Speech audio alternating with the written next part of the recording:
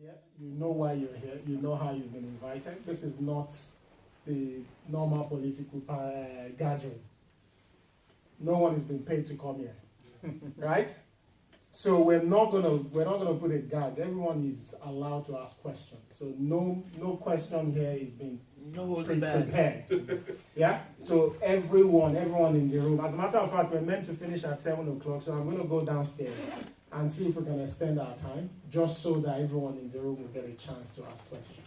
No matter how dirty you think your question is, please feel free to ask. So I'll start with the first hand.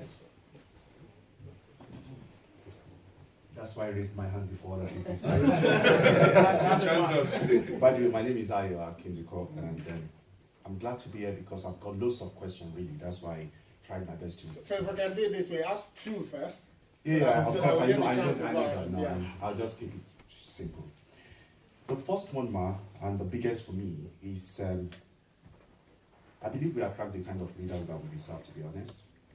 And you've said it. You said we have very wrong mindset as a nation, and I believe that because we appreciate your effort, but some of us have also tried to see what we could do.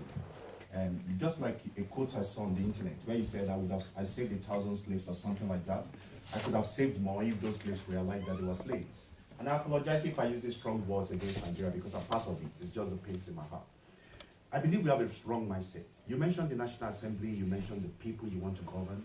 The question is, this is a very fundamental problem of which are trying to help people and they don't see the reason why you need to help them. And how are you going to handle that?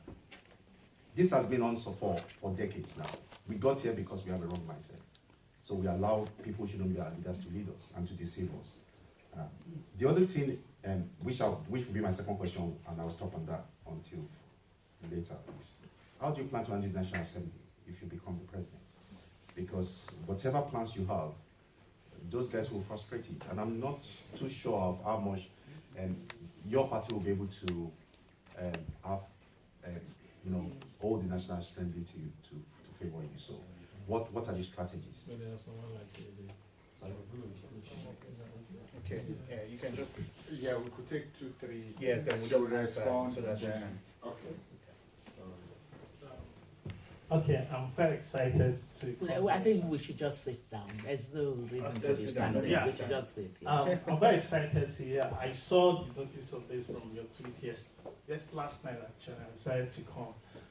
My first question is, there's this theory that one of the reasons why the human species, why we dominated the world, is because we're able to cooperate in large numbers. And I wanted to relate this to one of the things that happened in Nigeria earlier. So earlier in the year, there was this talk about a thought force, about a coalition to be able to, because first it's APC and PDP are basically the same thing. I think one of the scams APC have managed to do was to say 16 years of PDP as if they are different from APC. So there's this talk about a coalition that was supposed to happen, and they now had a pact, and which you are one of the observers, and later disintegrated. So I think one of the problems we have is being able to cooperate in large numbers. And the funny thing is, when it comes to looting, the people who call the people that loot our nation, they are able to cooperate in large numbers, subsume their interests to allow others to run. But in ours, it's as if everyone wants to be the arrowhead. What do you think? I mean, I'm thinking just even beyond this election. What do you think is the failure? Why are so-called middle class, the professionals, unable to cooperate to build a better coalition? And how do you think this can be done better? And the second one is the economic issue. I feel this election is the most critical thing is the economy, and most of the candidates are getting wind of that and trying to start to talk about it. What do you think is the most damaging economic policy the current administration have, and what do you think you're going to do about it? Just take one more. One more. My name is Charles Abba. Madam, Your Excellency, Madam President. Nice to have you today anyway. I've been so eager to meet you today and to say exactly, open my mind how the team I feel like anyway. For long, I'm not a politician, but I'm a very concerned Nigerian. because my heart bleeds when I remember that country. And there are so many like minds as yours as well. I have gone through your credentials, and I found out so many credible things you have so far mentioned to us from, co-founder of so many organizations, movement for professionals, and reform for public procurement and ECT as well. That's quite very applause anyway. One good thing about Nigerians, I came across something where they say Nigerians are the most patient society in the world. They take in everything, whatever way it comes from, either through anywhere, you put it, then you take it. But now I think it has gone to our neck. We don't want to take it any longer because we are done with them. So why am I saying this? It's because in the past, we have been hoping that Nigeria will change, and Nigeria has never changed because we have been bondage into the hands of so many cabals that push us around. They believe that they will give us a peanut and we eat, and they continue the way they. But this time around, it's not going to be the same. I promise you that anyway. Then, in related to my own question is that, basically, I've watched so many of your speeches in the past, and precisely the one that touched me is the way how equivocal you are in speaking out and things that affect the society, individuals. If you come to Nigeria now, you find out that at individual level, everybody is special, everybody is decent, everybody is okay, everybody wants to be exemplary. But at collective level as a nation, we found our index to be the 0 level. In corruption, we are still 0. But if you find out one person from National Assembly and ask him, are you a corrupt Nigeria? They say no. And they will not. But collectively now, we are now a corrupt nation. So my question is that, during your campaign for Bring Back Our Girls, you were forefront fighting for those people during Jonathan administration, maybe the failure of that administration to act quickly. But recently now, I'm not sure those girls, they are all completely back. But recently now, it seems a bit you're quiet in that same campaign, or you're not leading the forefront. What has Buhari done good about it? That's number one. Number two. Can we just take one? We'll come back to you. Okay, thank you. Because we have to go around. Yeah, so we'll let you answer some questions. Hello, you can hear me, right? Yes. Okay. So let me start from the ascending order. Is it descending order? Now I'm a bit sleepy. So but starting with your question on BBOG, what is it that is you campaigned during President Jonathan? I hope you're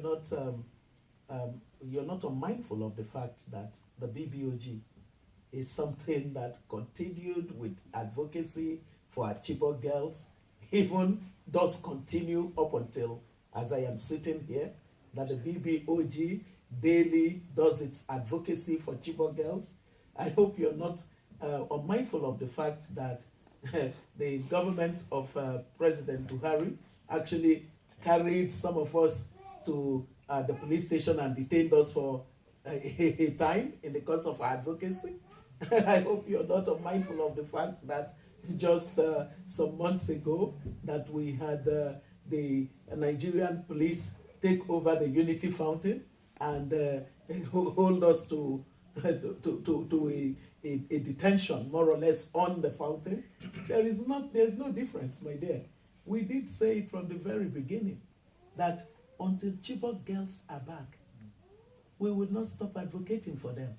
It is in the minds of those who think that advocating for Chibok girls had to do with a particular regime, that somehow their narrative on BBOG continues to be when it was the time of Jonathan, you were campaigning.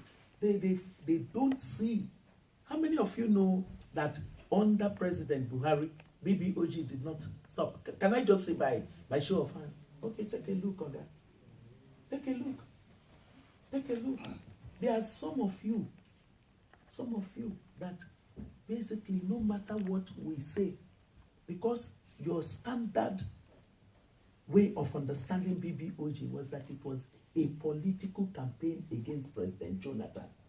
So once you have boxed your mindset into that, it didn't matter what we went through in the hands of a President Buhari.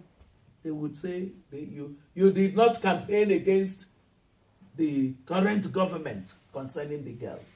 There's no such thing. Evidence disproves that kind of a narrative Do you get the point that I'm making? Yeah. Under this administration, this administration has been very angry at the BBOG because they will say, it was not under us the girls were abducted. And we say to them, it does not matter who is the president. You inherit the assets and the liabilities of governance. So you owe the girls the justice of rescue. And we continued to stay because it was based on a promise that we made that those girls deserve the justice of rescue. How about Leah Charib? These girls were taken in Dapchi. We were aghast that after girls had been abducted in Chibok, that a government would be in office and another set of girls would be abducted. We immediately said we were going to take the government to court. The fierce way that we reacted to the government. The next thing, most of the girls came out, but they left the Lecharibo behind. And, we went to court. The Falano is handling this matter for us. We haven't gotten a date for the hearing on this matter, but we haven't stopped at all, sir. No, we haven't. So please, the fact that I made this decision to go into politics does not change anything. The BBOG, you know what? We have actually exemplified what it means for citizens to believe in a cause and to stand by it. Many people would sit down and think that BBOG is an NGO that we go and collect money from any. No! We put our own money where our heart is concerning the girls. We made a resolve not to take a dime from anybody, whether it's local or international. We said, no, we're not taking any money from anybody. We, the citizens, have decided that there's something called shared humanity. And there's something called social contract between the people and those that govern them. And if they have not given justice of rescue to these girls, we will not let them be. And we've done that. But there are some members of our Nigerian society who see no good and no value in the fact that we stood for the children of the poor. Usually what I say to those people is, would you have the same attitude if your daughter or your niece were one of those girls and BBOG stood for them? Would you have, do you guys mind my taking this daily off? I am not very good. I went to church. That's why I had to, but if you don't mind, let me just live in the way that it is like this. I haven't offended anybody. No, go ahead. Okay. So I need you to know that there is no, for us, we made a commitment concerning girls and we're keeping it. Economic policy failure of the current administration, and what will you do differently? Right? That's the question. Yes. So think of this administration as an administration that has not lived its its rhetorics. It talks about the private sector, but is actually very, very unfriendly to the private sector. So the private sector is supposed to be the engine of growth, but the kind of policy inconsistency and the way that the basic premise and fundamental belief of the administration, as led by the economic thought, if there is any, of President Buhari, has meant a confusion. So 1 minute it is we care about private sector, the next minute they really want government to have a dominant control of the economy.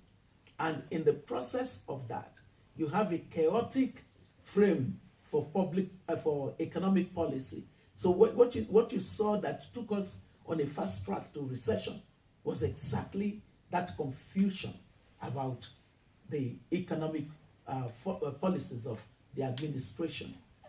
Now, what that means is that there's a shrinking space for productivity, for creativity, and for innovation on the part of private sector. And when that happens, private sector wants to find a different place to operate. Or private sector that is already within relocates out of your environment. And if the economic policy does not promote private sector as the center of gravity for economic progress, what would happen is that you will not rapidly grow.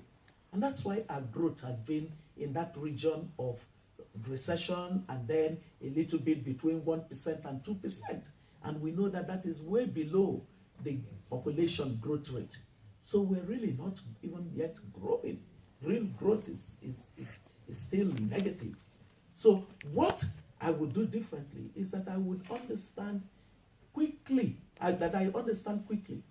that we need to have more sources of economic growth. To ramp up growth, we need to get growth back up to at least an average of 5 and 6%, 5 to 6%, which it attained over a period of almost a decade and a half. And that means putting the private sector at the center of the growth. Let government deregulate as many sectors of the economy as possible so that the private sector will see opportunities that would attract investment. However, the government must act intelligently. It must be effective in its regulatory framework. It must be a government that has the right kinds of incentivizing policies that would promote the kind of growth. We want inclusive growth, so not just growth of enclave type economies. And then we need to focus on the critical infrastructure and human capital that together constitute what we call service delivery for business as well as for individuals. Because when you have that, when you have these three things, you create the environment that where businesses can operate. And where businesses can operate productively and competitively, then you have real growth and opportunities for jobs. When we say that our interest is to lift 80 million people out of poverty, it is on the back of the fact that a very strong private sector, enabled to be productive and competitive, will expand economic opportunities and jobs for the Nigerian people. So that's what I would do differently. In the center of that, of course, is this huge agenda for human development. A human development economic strategy is the entry point for my own administration. Somebody asked about coalition, that we have an inherent inability of the middle class to cooperate. You're very correct. It has been seen that it's not just us, it's actually across the continent. I don't know what it is with us as a people, but we haven't been able to get Africans who converged around an elite consensus that moved the nation forward. It's the kind of consensus that you find is the consensus of the parasitic type elite political class that has a consensus around governance as transactions. So what we will census is that we would try to persuade ASU to see the federal government that I would lead as a partner and a collaborator in the redemption and reinvention of our tertiary level education. That is the first thing that we need to achieve, because then the two sides become one team trying to rescue a tertiary level education that is falling into disrepair. The reason that that is important is the ideas of ASU are actually very close to my belief that we must give university autonomy, a very important opportunity to thrive. But the areas of disagreement might still exist. My understanding of university autonomy is that the federal government will continue to provide grants to universities. However, universities would have the kind of academic freedom that they need, as well as management freedom that is devoid of political interference. And then professionalism would enter into the leadership of the university system. And the whole idea of accountability for resources that come as grant would be at the heart of a competition process for universities wanting to attract the best talents, whether in terms of students that they admit into their systems, as well as in terms of the faculty that they attract into the university system.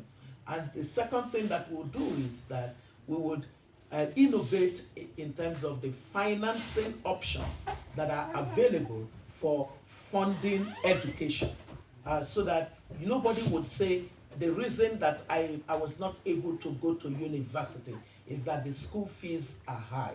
It would simply be that there will be a multiplicity of windows through which you can collectively find the resources, either from scholarships, from education aid, or from education loan. We will develop a market with the private sector on how to finance education at the tertiary level.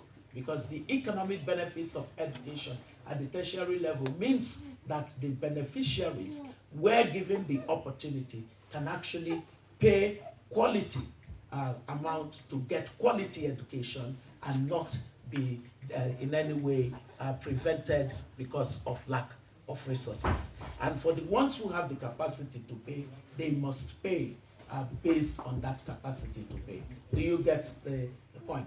And the third point of it is that research is one of the things that really showcase that a school is a world-class institution.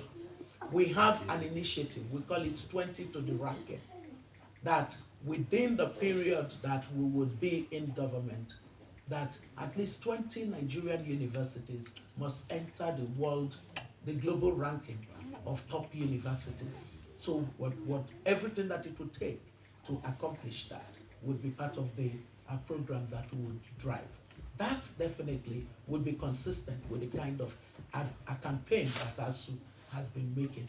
And by the way, as Minister of Education, I'm not just saying this now because I'm running. This was on the ticket of what we presented to ASU when Mr. Gamaliel on Sunday, whom I had to beg, plead with, as one who had been my mentor, to lead the federal government negotiation on the ASU crisis. The crisis was on before I was appointed Minister of Education. I was the one that had to get the government to agree to open up opportunities again for dialogue, because I believe that we must dialogue and solve problems rather than simply say we disagree and we permanently will not talk to both sides would not try to solve the problem. The question on restructuring, please read our manifesto. Our manifesto is on oby2019.com. oby2019.com. People who have read our manifesto have already given a verdict. They say it's the best vision and the best plan that any of the candidates has presented. You would enjoy reading it. If you start reading it, you won't go to sleep. I am telling you, you would like to finish reading it.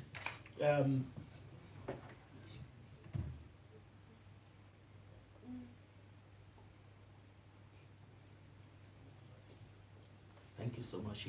So please read it. In that manifesto, you will find that we stated there that restructuring is a very, very important part of our program. We want, there is structural imbalance, and that's part of the problems that we have in not being a competitive and productive economy. And so we are saying that we want to enter the conversation on restructuring from the purpose that restructuring must serve.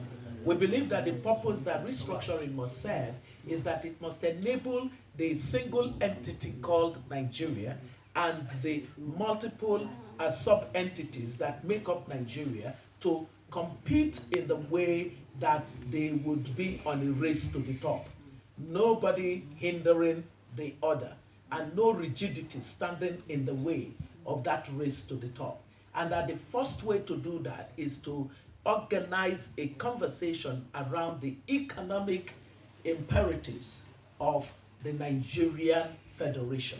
And that through that kind of a conversation, we would identify what the barriers are to our productivity and competitiveness. And once those are identified, then what would happen is that we would identify functions, and then structure will follow function, not the other way around. What has mostly happened is we create structures, and then we begin to think of functions that we will give them. And then we create structural imbalance. So I hope that answers to your question on restructuring. Then, what kind of fight did the Vice President Atiku give to you? It wasn't that he fought me with his hand. It was that, as I did say to you, the political class hated the due process.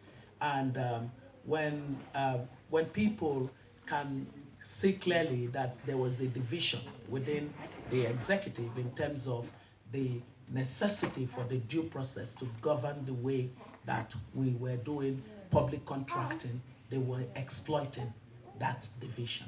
And that is not a good thing.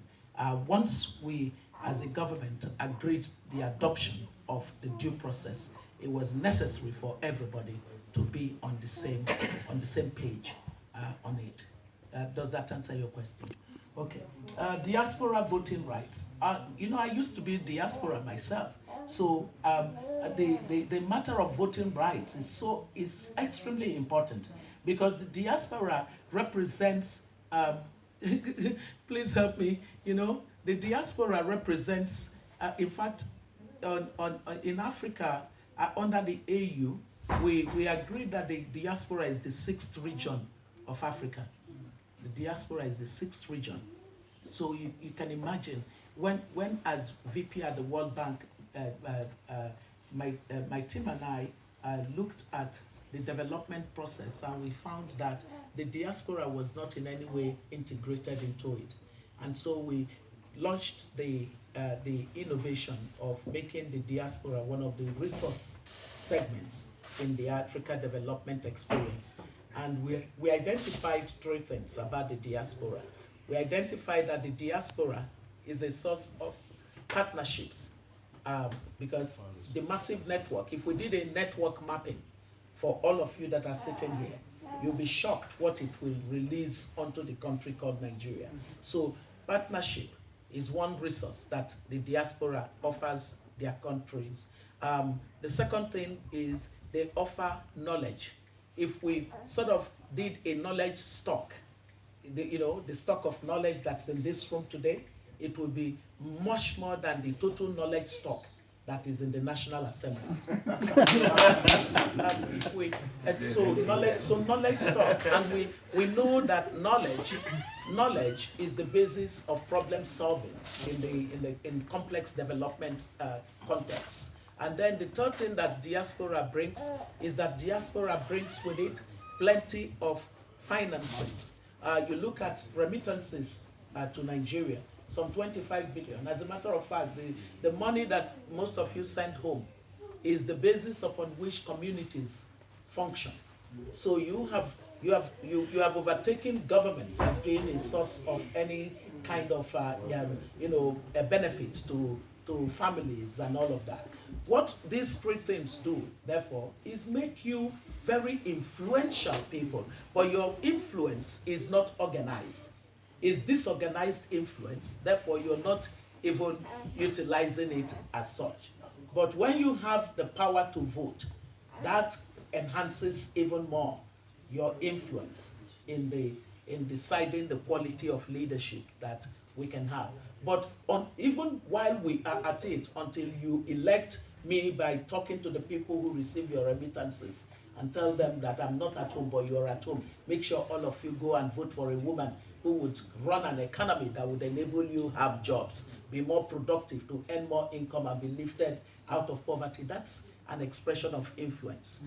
While you're doing all of that, as soon as they would vote me into office, one of the first things that I want to do within my first 100 days is to send a bill to the National Assembly, making it very, very totally right for the diaspora to be able to vote wherever they are in the world. I think I have covered it. Yes. Restructuring the banking sector. The banking sector, You know, the key thing there is actually, I think that the restructuring of the banking sector, where we are with it so far, is not bad. The real problem is that the combination of fiscal and monetary policies have not worked to aid the emergence of a financial sector market that focuses on real sector. And so the real sector suffers while banks are comfortable to invest in government treasury bills. There is no incentive to move credit lending to the real sector. So we need to look at that whole debt strategy as well as our fiscal strategy, and to see how an alignment between fiscal strategy, fiscal policy, and monetary policy would begin to enable a real sector type interest rate. And then as that happens, we need to focus on concurrently on financial inclusion. One of the areas of emphasis for us in our manifesto is enhancing the productivity of MSMEs. And so we now know that there are innovative financial instruments that can lead to that emergence of a sector in the financial system that looks at the needs of certain segments of businesses that the current financial system is not looking at. So our financial inclusion program is a very, very smart one, and it is going to move us in the direction that you clearly want to see happen. Thank you for answering the questions. A round of applause for that. I think before we take the next question, it's important to say that the reason we thought it would be good for MP to come engage us is not because you can vote. We understand that all of us cannot vote, except for those of us that will physically go out to Nigeria and vote. But what we keep forgetting is the influence that we have. Each one of us in the room will probably have control or influence on 20, 30 people back in Nigeria. You send money out. And until we're able to encourage our people that they should not be hopeless. Because it's not as if these people don't know what to do, but the common conversation is that your candidate is not going to win. And if everyone is saying the same thing, and we're all just giving in to what we've been told, there's no way we're going to move forward. So we have power to influence things, and we shouldn't give up on the fact that we can use that power. So we're going to take another 4 questions. 1, right there, 2.